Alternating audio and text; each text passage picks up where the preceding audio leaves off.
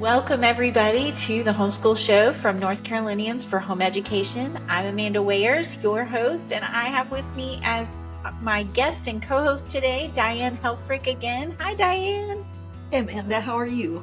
I am doing well, and I hope you had a great Thanksgiving. We did. It was quiet with just four of us, but Thanksgiving is Thanksgiving, and we are thankful. Yes, it is my favorite holiday, so I love it. But now we're, moving on into Advent. So here we go on into the holidays. I'm so excited that you're here because we are launching a campaign with NCHE. Why don't you tell us all about that? Yes. Well, we're excited because this week we are launching our campaign for freedom, families, and future. And you probably know this, but North Carolina, the North Carolinians for Home Education has been around since 1984 when homeschooling became legal in North Carolina. And we've been involved. We actually wrote the law that we live under, and we've modified the law that we live under. We have lobbied against legislation that would perhaps be detrimental to somebody. We have been involved with making sure legislators know how many homeschoolers there are and know about us and how we work and answer questions so that we can protect you. And we are constantly looking at legislation and talking about whether we need to get involved, whether we need to get you involved. So there's the freedom aspect.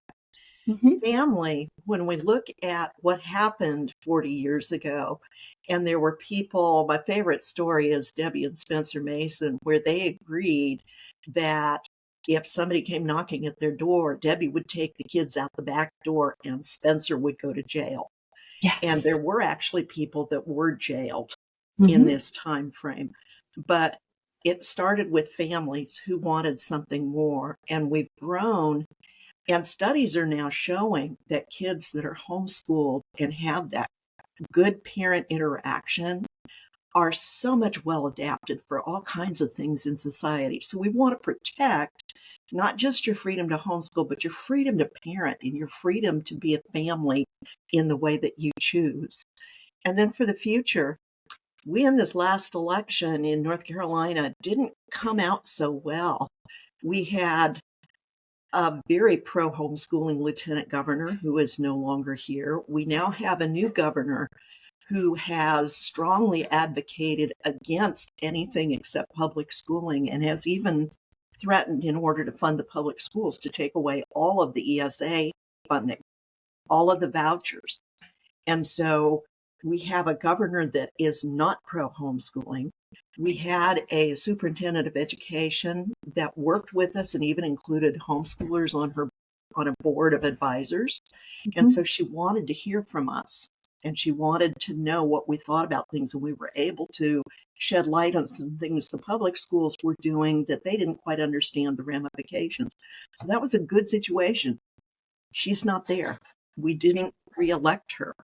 We had a veto-proof legislature, right, where if there was something that Governor Cooper vetoed that was going to be something that we needed in the homeschooling world, we could get that overridden. And in fact, the ESA Plus funding that just went through at the end of the year was a veto override for Governor Cooper's veto. And we were able to do that because we had that. We don't have that anymore starting in 2025.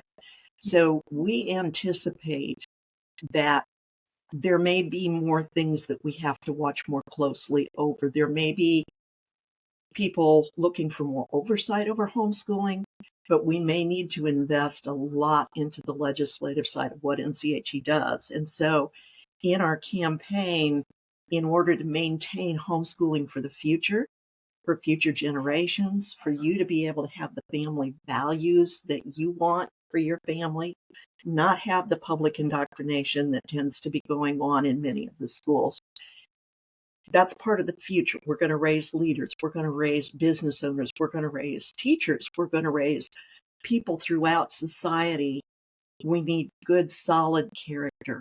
And that comes from homeschooling, because that's what y'all are doing, is Right. building that into your kids.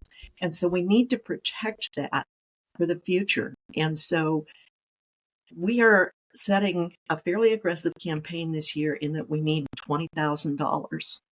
But if you break that down, that's only 267 people giving $75 to NCHE. And Wow. not everybody can do that. We know that. Some people may be able to give us 10 or 15 or 30, or some people may be able to give us 1,000 or 5,000. Right. So we are out to raise $20,000 to invest, because we know that in order to close our budget for this year and ensure next year that we're solid, that's what we've anticipated we need. And because we are pretty much an all volunteer staff, Right. all of that money goes to you. All of that money goes to programming to support you. We have very little paid staff. So we just ask you to come along and join us, be part of the movement, be part of keeping homeschooling strong, not just for now, but for the years to come. Because if we lose it now, it's the frog in the pot with the water temperature going up. And if we don't continue to monitor and protect, even on the little things, we may find ourselves taking a big step backwards. So we don't want that. We don't want that for you. We don't want that for the country. So join us, partner with us, and keep homeschooling strong for the future. That's awesome. I think it's so important. It's so easy to become complacent because we live in North Carolina. We have a wonderful homeschool law. We have enjoyed it for 40 years. It's been easy to homeschool here. It's been easy to hold on to our freedoms and teach our children the way we want to. But it's so important, like what you said, to recognize that just because it has been easy for so long, things change. Things change all the time. And it's really important to just look forward to the future and ensure that we keep it easy to homeschool in North Carolina, ensure that freedom. And, I was thinking about stages of life. And when I was first homeschooling, when I first learned about NCHE, there is no way that my family could have given in a campaign like this. It was just different stage of life, different ability. But if that's you, if that's your family and you're watching this right now, maybe your company or your husband's company has a matching donation that they can do, or maybe they are wanting to do end of the year giving. Maybe your kids' grandparents are able to give. There's a lot. Just think maybe outside of the box. If you're not able, and we understand that, we have all been there, but look around. Maybe you have some family members, maybe you have some friends, maybe you have some businesses around you that would like to join with us. So I think that's really important to know that we are here for you, regardless of if you give or not. But just be creative, think outside the box. One of the things, and this was way back when I first started homeschooling too, the co-op that I was in gave to NCHE. And so if you're not able to give, maybe you can work with a group that you're part of and everybody pool together and let your organization give a gift to NCHE to keep going. Because one of the things that we do is get people connected to organizations and help organizations work through problems. So we're supporting those as well as individuals. Yeah, so important. That's awesome. Well, we're kicking off this campaign today, I think, right? It's December 1st. Yes, it is. And is it going to go through the whole month? It will go through the entire month, and we will close out on New Year's Eve. And so donations, one thing I will say is donations are tax deductible to the extent allowed by law. So keep track of it. And if you give a larger donation, you'll absolutely be getting a receipt to hold on to. But yes, the full month of December, and there are going to be trackers online on the website, and it'll be in the emails that you may receive that will tell you how much we have and how much we still have to go. And I would actually love to blow the doors wide open and go way beyond our set goal. That would be amazing. It But would. Oh, that's we'll awesome. get started this week. Very good. And if anybody has any questions or anything they want to ask about that, who do they contact? Can they contact you? They can contact me. They can contact the NCHE office. Mm-hmm. You can, I think the board is pretty well aware of what we're doing. And so Yeah. if you have contacts within NCHE, you can certainly ask them. And if there's a question they don't know, they will get a hold of me, and I have the rest of the answers. Awesome. That's so great. I love it. Very exciting. Okay. So, like I said, we are into Advent starting today, and so I wanted to talk a little bit about homeschooling during the holidays. I would love to share with our watchers and listeners maybe some ideas of homeschooling through the holidays, or maybe just affirm that you don't have to keep going with the same schedule or the same, curriculum or programs or whatever that you do all the rest of the year.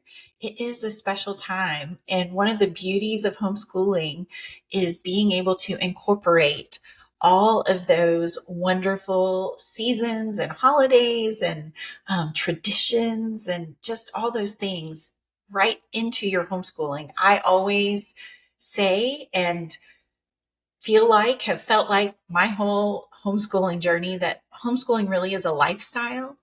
And so even during the holidays, experiencing the holidays, learning about the traditions that your family holds, that is homeschooling, very much so. So I encourage you all out there, if you're feeling a little stressed, maybe you've got, however many lessons of math or whatever it is, it's really okay.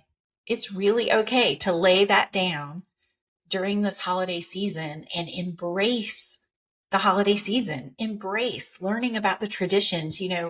I didn't grow up doing Advent, but I found that to be such a rich, wonderful way to experience the holidays, to experience the holiday season with my kids, that we really did embrace that. And we learned a lot about it. We read a lot of books. We cooked. We, decorated. We did all the things.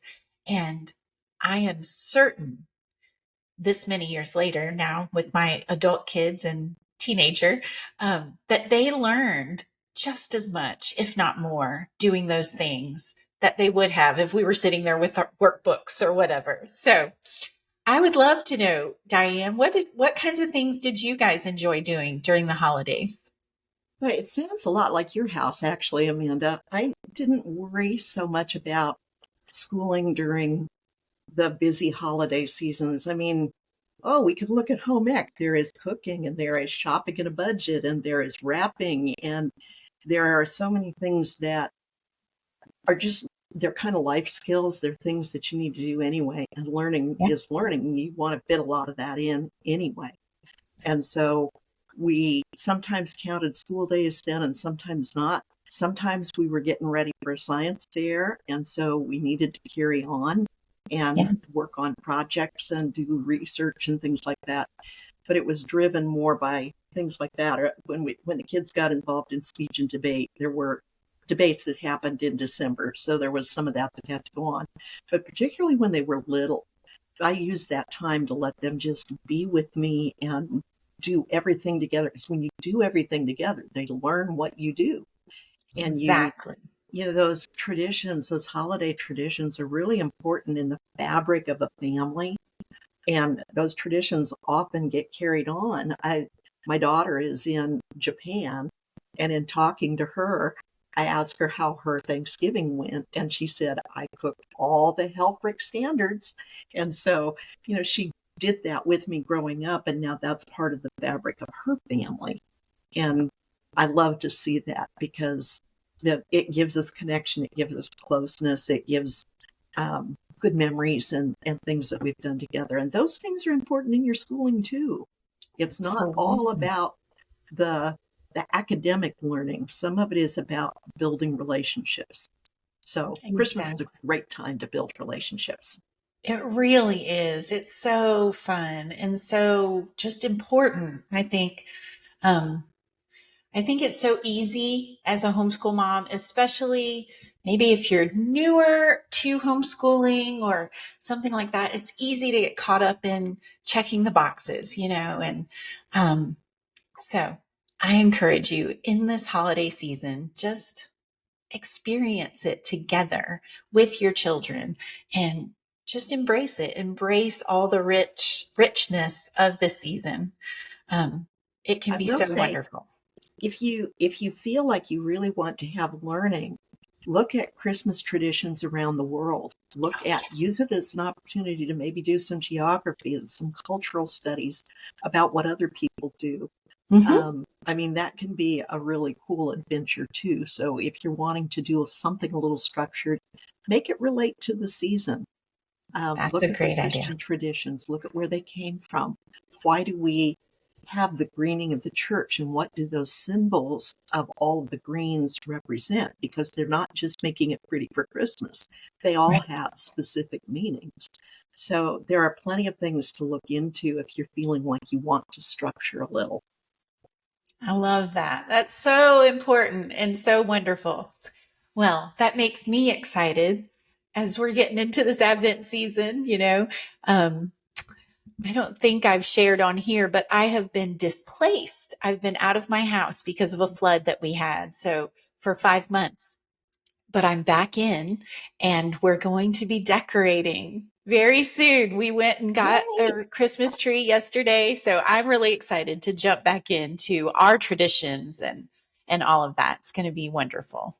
As you can see, I haven't started decorating either. And I know Yes. there was a Facebook post that Vicky put out asking who decorated before Thanksgiving, and she keeps trees up all year. I may get my tree up. So, but we're not there yet. Right, right, exactly. And having Thanksgiving so late kind of throws things off a little bit too. It does. So we'll get there. We'll get there. It will be fine. All right. So in today's Homeschool Helps with Amanda, I wanted to talk about a subject that is maybe a little controversial. I don't know if it is or not, but also something that I have felt pretty strongly about, especially as I've gotten further along in my homeschool journey. And that is talking about grade levels. And do they matter? Do they even matter? Are they even important? And it's a little difficult because I think so much of our society is kind of built on grade levels, and grade levels are so arbitrary. It drives me crazy. Because as any of you out there that have homeschooled for any amount of time know, it is very likely that your child may not be on grade level according to what the school system or what society says that they should be based on their age. It's also entirely possible that you might have a child who's at one grade level in math and another grade level in English, and who even knows in history and science and all of that. So I I actually had this conversation with a mom this week, and we were talking about grade levels, and she was concerned because one of her children was not performing at grade level based on his age and and I just encouraged her to let him be where he is and progress at the pace that he's progressing, and that grade levels ultimately do not matter. They really, really don't matter. And it's so much more important that there is learning and growing going on. It's so much more important that you're meeting that child where they are. And I did encourage her. I said, so if, at church or in sports or whatever it is, if they're asking for a grade level, just say he's in whatever grade he would be in according to his age. That was my advice. But I know that with my kids, their grade level varied wildly depending on, what was going on with their learning, if they had any struggles, if they were behind, that's another word that I don't like, but if they were, moving slower in one subject or moving quicker in another subject. So all of that to say, I encourage you to think outside of grade levels, look beyond grade levels. There is so much more to prioritize than that. I always felt like and still feel so strongly that it's more important that you meet your student where they are and that you make sure they're progressing, they're learning, they're growing. But the grade level, honestly, it doesn't matter. It's arbitrary. It was invented. Well, when you think about a school system, they are charged with taking a group of kids and marching them uniformly through a system for 13 years. Right. And they need a consistent result, and they need to all exit at the same time. And sometimes they hold somebody back. But in homeschooling, that's not your goal. Your goal is to create learners, a love of learning, knowledge Right. of how to research, how to write, how to speak, how to do things, but not in the same sequence that's required in a school when you're trying to get kids through to graduation. So particularly in elementary. Now, the one thing I will say is when you get into high school, it's helpful. But if you think about it in high school, you can take any subject in a year. So it really Right. sort of doesn't matter. But you need to kind of know where you're going to gauge for college, if you're going to college, and when to start taking college entrance exams and those kinds of things. So there is some year stuff that falls in then, but certainly in elementary, it doesn't matter. Kids' brains were not all created the same way, and some may be very delayed in an aspect. Mm-hmm. I think personally, I was delayed in math. I got good grades, but I didn't understand it until I was teaching it to my kids. And I was like, why is this hard? So my brain wasn't ready for it when Right. they made me learn it. And so you've got to accept that, and homeschooling allows you to accept that. Yes, exactly. It's so, so important. One of the beauties of homeschooling. Yes, it is. And it's much less stressful when you're not trying to make them learn it. Oh, exactly, exactly.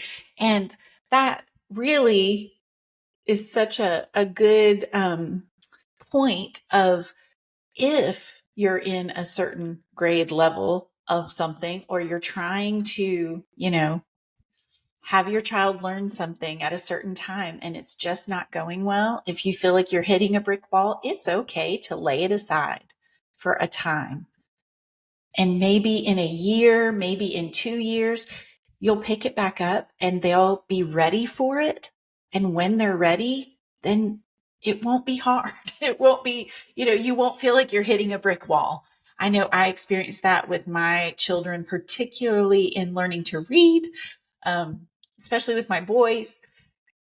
My youngest, when he was 6, I was like, oh, he should be learning his letters. He should be learning. And he was not ready. He was not ready. We spent a whole year. And after a year, he knew one letter, and that was the first letter of his name. I let it go. I laid it down. I was like, this is ridiculous. Why am I stressing myself out? I laid it down and let it go for a year. And then we picked it back up. And when we picked it back up, he was ready and he learned like it was like that, like just it clicked. So all of that to say, we Well, encourage you. and Just also, if they're upset and there are tears and it's really hard, you're not instilling a love of learning, which right, is your goal.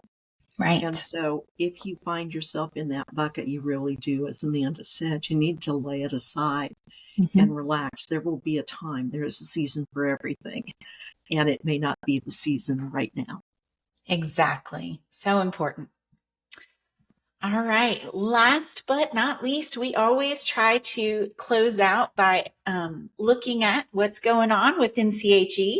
We started the show with our development campaign, so make sure you look at that.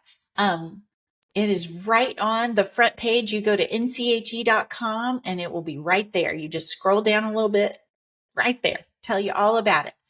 And we also, I will remind you again, we have a couple of great field trips coming up. The Charlotte Hornets game will be January 20th. That is such a good time. I've been several times with my son, and it is a wonderful experience.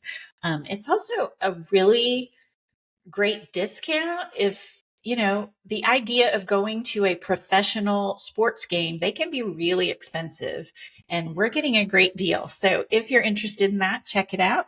We also have the Aquarium field trip where we're going to be sleeping with the fishes coming up. That's going to be really fun. And I also wanted to highlight our webinars. I know Diane and I have both participated in recording some webinars.